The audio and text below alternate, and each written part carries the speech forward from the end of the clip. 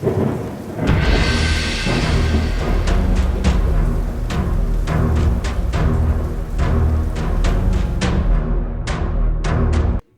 up, Peddler's Horde? Welcome back to the channel. So today we're going to review and break down episode 5 of Skeleton Crew. Now let me start off by saying that this was by far my favorite episode of the season, and I can't wait for the final 3 episodes. Be sure to stick it out to the end of the video because I have a crazy theory about Jod.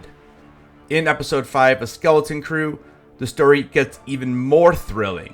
Neil's mom, Numa, is desperate to find her missing kids. She goes to Wim's dad, Wendell, and asks him to help. She says they need a special code to send a message to other planets for help, but Wendell will have to steal it. Wendell sneaks into his workplace to get the code, but when he tries to steal it, a droid notices and reports him. Thankfully, Farah deletes the records and tells Wendell that she is working on the problem. Meanwhile, Jod and the kids discover something shocking about SM-33. Now, in the last episode, we saw that he has been programmed by his old captain to attack anyone searching for the coordinates to a planet called Aden. KB, who is this tech whiz, tries to fix SM-33 so he won't hurt them. When they turn the droid back on and he is kind of binded down by some rope, he reveals that the coordinates to Aden are hidden in Captain Tak Renaud's secret lair under Skull Ridge Mountain. Renaud was once a famous pirate whose ship, the Onyx Cinder, vanished while searching for treasure. So this is the ship that they are currently on. The crew heads to the planet Lanupa, where Skull Ridge Mountain has been turned into a fancy spa. To sneak in, they dress up as alien elders, and Jod bribes the staff with Republic credits to get them a room. But trouble follows when Jod's old friend Pocket shows up.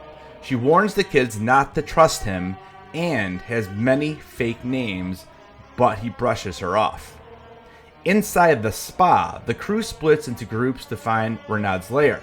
They face traps like spikes and pools of acid until they reach a treasure room. To open the door, Jod sacrifices a coin, teaching the kids that pirates value treasure above all else.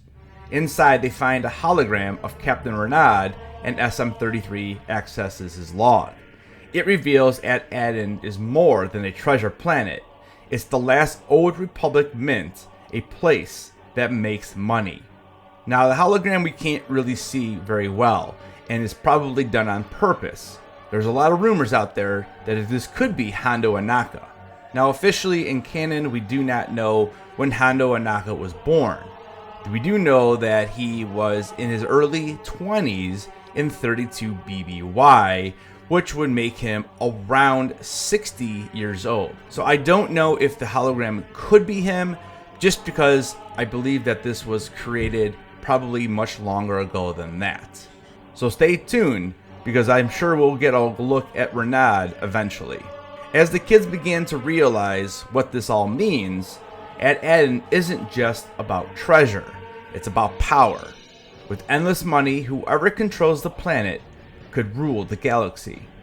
Jod seems more interested in the treasure than helping the kids, which begins to worry them. On more than one occasion, Fern tries to remind Jod of their deal throughout the episode, but eventually he challenges her for the control of the crew. She refuses to back down, but Jod easily overpowers her. Wim tries to help with a lightsaber, but fumbles, forcing Fern to surrender. Now, in the treasure vault, we see earlier that Wim ends up finding a lightsaber that has a lot of details that looks like a Temple Guard saber. Now, if you know anything about the Temple Guards, they did wield yellow lightsabers in Star Wars Rebels. This lightsaber is blue, and I found it pretty hilarious that when Win tries to ignite it, he's actually holding it upside down. Jod orders SM-33 to lock up the kids, but they escape through a trap door that we see them messing around with earlier in the episode. As the episode finally comes to a conclusion, Jod ignites the lightsaber, hinting he may have a bigger role to play in all of this.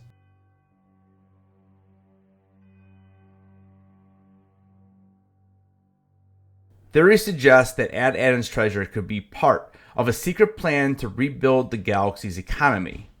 As for Captain Renaud's hologram, could he still be alive, hiding and waiting for someone to uncover his ultimate secret? What if this does link to the sequel trilogy, and this is somebody we know in canon that is helping Emperor Palpatine? So throughout this episode, I was trying to figure out if Jad could be related to somebody else that we know. Now, a few weeks ago, I dropped a video talking about how I thought that Cal Kestis could have trained Jad. If you want to check that video out, I'll put a link up above and also down in the comments. Now, there are some connections in lore to pirate Jedi. In Legends, there were Jedi who left the Order and became mercenary smugglers or pirates. Jad might be one of these fallen Jedi, using his powers for personal gain rather than serving the galaxy. During the High Republic era, there were more adventurous and risk-taking Jedi. It's possible Jad is connected to this era or a descendant from someone who was. Jad could also be an original creation, a Jedi who turned to piracy after leaving the Order. His skills with the Force and his casual use of a lightsaber suggest he has some training at this point. Jad's use of the Force is unconventional.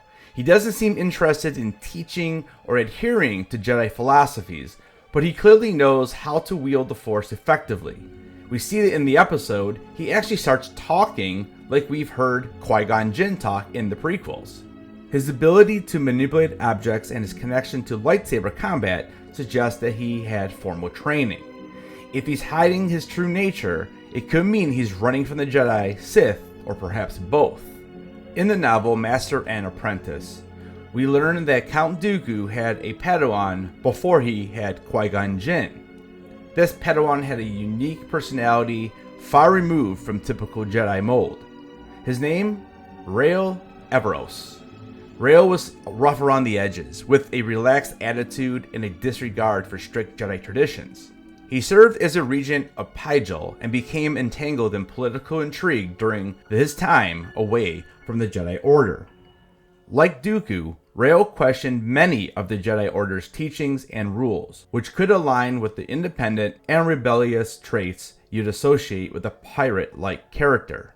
If Jad Na'Wood has any connection at all to Rael Everos, it could explain his apparent Force sensitivity and his deviation from traditional Jedi or Sith paths.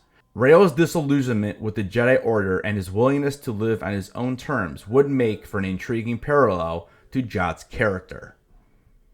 Now, I don't believe that Jad could actually be Rael, because at this point in the story, Rael would be much, much older, if not already dead.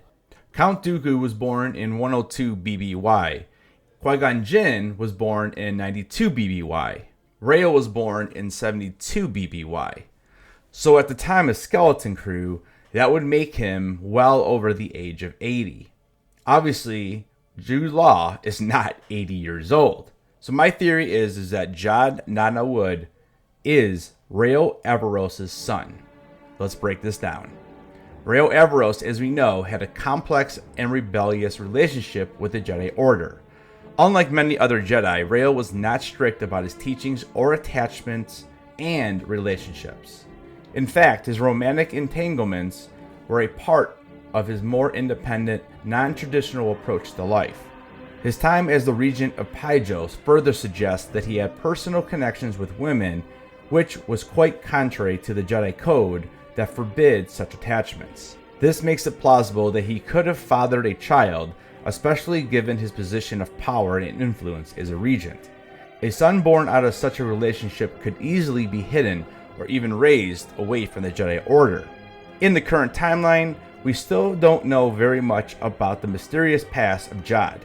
He clearly has some connection to the Force, though he doesn't openly embrace Jedi or Sith teachings. He also seems to have a knack for taking on different identities and hiding his true nature, traits that could be linked to a person trying to escape their past, or a son of someone like Rael who may have wanted to keep their family secret.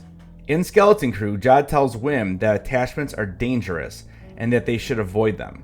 This philosophy mirrors Rael's own disillusionment with the Jedi Order, especially when it comes down to emotions and relationships. Rael often struggled with the Jedi Code and embraced more unconventional beliefs, suggesting that Jad could have been influenced by this worldview. Jad's use of the Force is undeniable. Rael was a skilled Jedi, especially in his mastery of the Force. Given Rael's history of leaving the Jedi Order but still retaining his Force abilities, it's quite plausible that Jad inherited these powers, especially if he is Rael's son. Rael's teachings or inherent traits could have passed down to Jad, even if the latter was raised outside of the Order. By the time of Skeleton Crew, Rael is likely dead, having perished before the rise of the New Republic. If Rael's son were to appear now, it could be a direct result of the rebellion against the Empire and the broader galaxy's reordering. Jad's presence could indicate that Rael's past actions, whether intentional or not, have caught up with him, possibly creating a legacy that Jad now has to deal with. The theory of Jad Nadna Wood being Rael Everos' son offers an intriguing possibility that ties Jad's character into the wider Star Wars lore. His rebellious, independent nature, his use of the Force, and his possible hidden past make him a compelling candidate for this theory. If Jad is indeed Rael's son, it could lead to fascinating developments in his character arc, including dealing with his legacy, the Force, and his place in the galaxy that has already seen so much turmoil. Guys, thank you so much for watching this video. Let me know down in the comments if you think I am onto something possibly here, or do you think Disney's going a completely different direction? Don't forget to keep those heads on, and I'll see you guys in the next video.